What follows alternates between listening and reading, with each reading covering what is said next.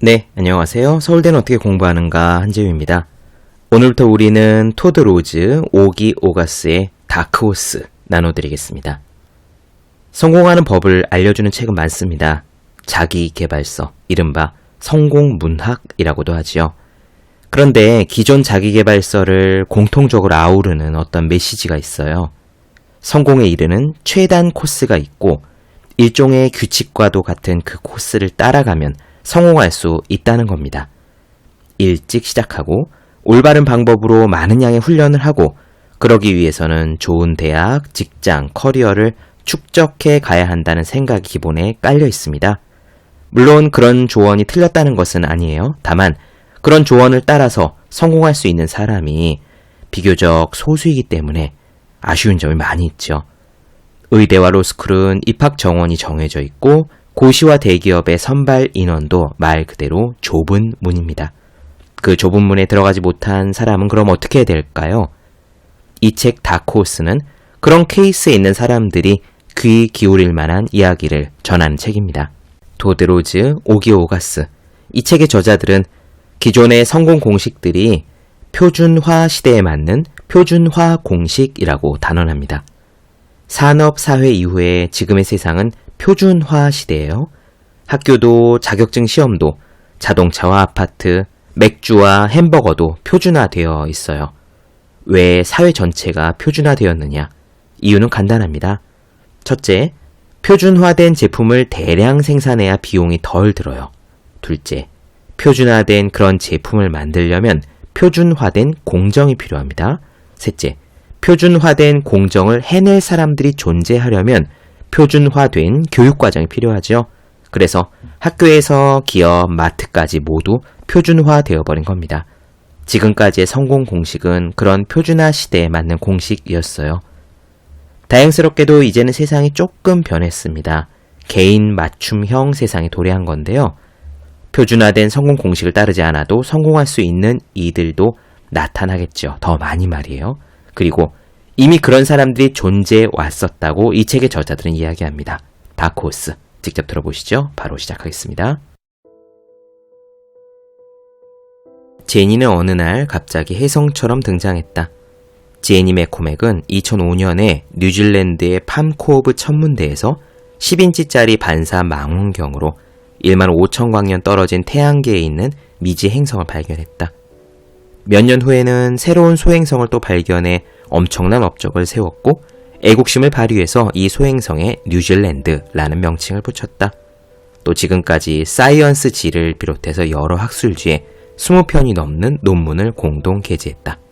하지만 제니의 내세울 만한 이력 중에서 가장 인상적인 부분은 따로 있을지도 모른다. 비교적 알려지지 않은 사실이지만 제니는 어떤 대학 학위도 없이 세계적으로 존경받는 천문학자가 됐다. 그리고 사실 제니는 고등학교조차 졸업하지 않았다. 제니는 15살 때 학교를 중퇴하고 마구간을 청소하는 일로 돈을 벌었다. 그 뒤로 얼마 후에 엄마가 그녀만 혼자 놔두고 집을 나가버렸다. 어쩔 수 없이 혼자 힘으로 살아가야 했던 그녀는 고등학교 검정고시를 준비하며 나름 애썼지만 뜻대로 되지 않았다.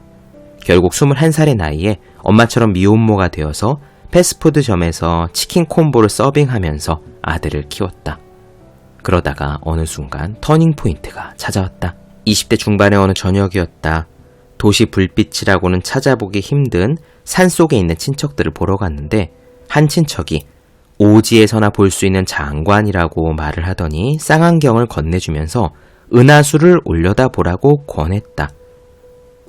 축축한 풀밭에 누워 쌍안경으로 하늘을 쳐다보는데 그녀는 감탄사가 절로 터졌다. 별들이 너무 환상적이었던 거다. 제니는 그때부터였다. 별에게 계시라도 받은 것처럼 의욕적으로 천문학에 관한 것이라면 닥치는 대로 다 배우기 시작했다.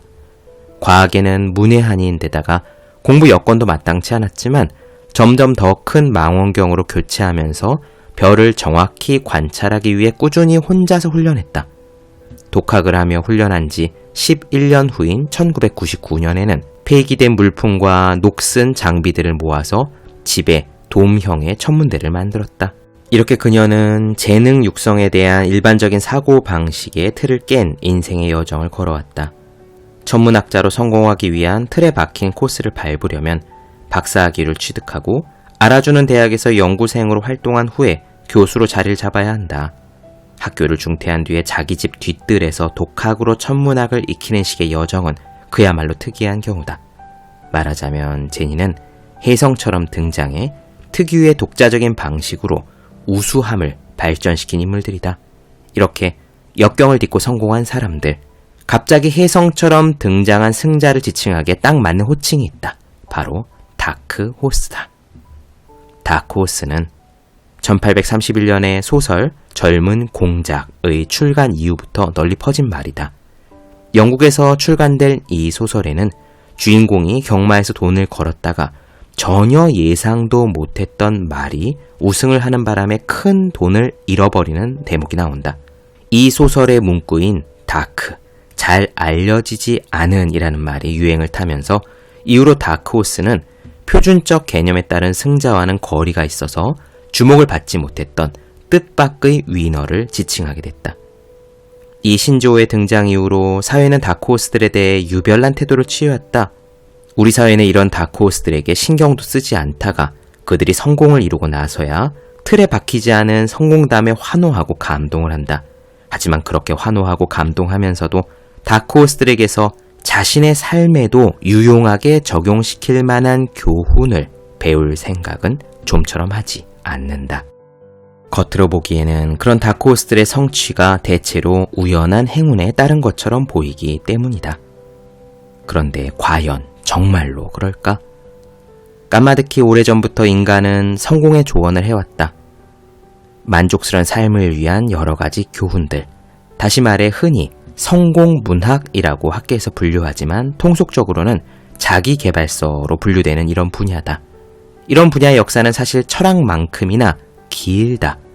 아리스토텔레스, 공자, 성 아우구스티누스 등등 모두 성공을 위한 조언을 글로 담은 적이 있다. 이 책을 읽고 있는 당신이 태어난 시대는 20세기 초를 기점으로 삼아 정립된 시대다. 그 20세기 초부터 서구 사회는 공장 중심의 제조업 경제로 전환이 됐다. 그래서 흔히 산업시대로 지칭을 하지만 표준화 시대라고 부르는 것이 더 타당하다. 다른 모든 시대와 다를 바 없이 표준화 시대 역시 성공을 정의하는 고유의 개념이 있다. 이것은 기관이 만들어 놓은 사다리를 밟고 올라가 부와 지위를 획득하는 것이다. 이런 식의 성공 개념을 계기로 현대의 자기계발서들이 많이 탄생했다. 데일 카네기의 카네기 인간관계론, 나폴레옹 힐의 열망을 생각하라, 노먼 빈센트 필의 적극적인 사고방식 같은 오랜 세월이 흘러도 인기가 식을 줄 모르는 베스트셀러들이 쏟아졌다.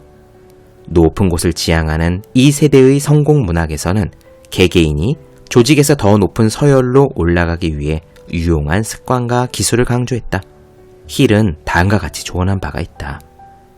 더 좋은 방법은 현재 맡은 직무에서 뛰어난 능력을 펼쳐서 인사권자의 눈에 들어 더 만족스러운 높은 자리로 승진하는 것이다. 그렇다. 이런 식으로 수세대에 걸쳐서 목적지를 의식하고 열심히 노력하면서 끝까지 견뎌라 라는 메시지가 성공한 삶을 일구는 가장 확실한 전략으로 사람들의 뇌리에 각인됐다. 이 조언은 논쟁의 여지가 전혀 없어 새겨듣지 않고 묵살하면 위험하고 미련한 짓이 될 것 같은 인식을 준다. 실제로 요즘 책들 중에는 이 표준 공식을 시대를 초월하는 지혜라도 되는 양 지켜 세우는 경우가 많다. 하지만 우리의 책은 그렇지 않다. 다크호스에서는 지금 우리가 사뭇 다른 성공 법칙이 요구되는 새로운 시대로 들어서는 중이라는 확신을 전제로 한다. 네, 본격 공부작업 팟캐스트 서울대는 어떻게 공부하는가? 테드 로즈, 오기 오가스의 다크호스 나눠드렸습니다. 더 많은 이야기가 궁금하신 분들은 제 유튜브 채널 제우의 서재, 네이버 블로그 어생의 즐거운 편지, 카카오 브런치 한재우 브런치, 인스타그램 해시태그 제우의 서재 검색해 주시기 바랍니다. 또 해야 하는 일과 하고 싶은 일 사이에서 고민하며 쓴 제 첫 번째 에세이 노력이라 쓰고 버티기라 읽는, 공부하시는 모든 분들을 위해 어떻게 공부하는 게 효율적인 설명한 혼자 하는 공부의 정석, 그리고 책상에 올려두기만 해도 공부하고 싶어지는 365 혼공 캘린더, 아직 읽지 않으셨다면 꼭 한번 읽어보셨으면 좋겠습니다. 그럼 오늘 여기까지 할게요. 전 다음 시간에 뵙겠습니다. 여러분 모두 열심히 공부하십시오. 저도 열심히 하겠습니다.